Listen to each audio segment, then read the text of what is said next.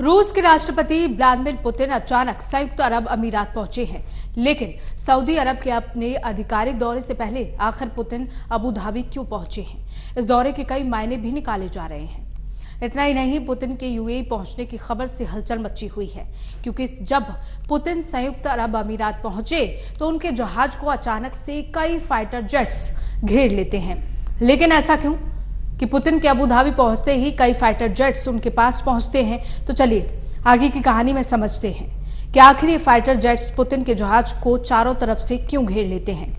जब पुतिन संयुक्त अरब अमीरात पहुंचे तो पुतिन की विदेश यात्रा के दौरान 4 रूसी फाइटर जेट उनकी सुरक्षा में तैनात किए गए थे। पुतिन इन जेट्स के घेरे में मिडिल ईस्ट पहुंचे। फरवरी 2022 में यूक्रेन के खिलाफ जंग छिड़ने के बाद पुतिन पहली बार मिडिल ईस्ट के दौरे पर हैं। दिलचस्प बात यह है कि यूएई और सऊदी अरब दोनों ही रूस के अहम व्यापारिक साझेदार हैं। दोनों ही देशों ने यूक्रेन युद्ध में तटस्थ रुख अपनाया हुआ है।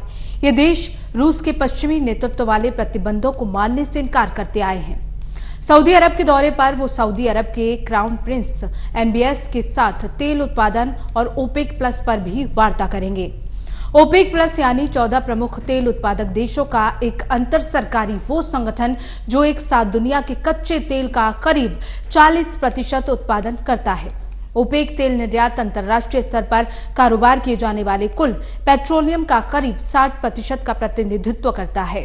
दरअसल MBS के साथ पुतिन की मुलाकात ओपेक प्लस की तरफ से तेल के उत्पादन में और कटौती के वादे के बावजूद कीमतों में गिरावट के बीच होने वाली है। ओपेक प्लस पेट्रोलियम निर्यातक देशों के संगठन का एक हिस्सा है। यहाँ पुतिन क्राउन प्रिंस के साथ व्यापार, आर्थिक और निवेश क्षेत्रों में द्विपक्षीय सहयोग पर चर्चा के साथ साथ क्षेत्रीय और अंतर्राष्ट्रीय एजेंडे पर विचारों का आदान प्रदान करेंगे। ईरान और रूस की करीबी यूक्रेन में जंग के बाद नाटकीय रूप से और बढ़ गई है।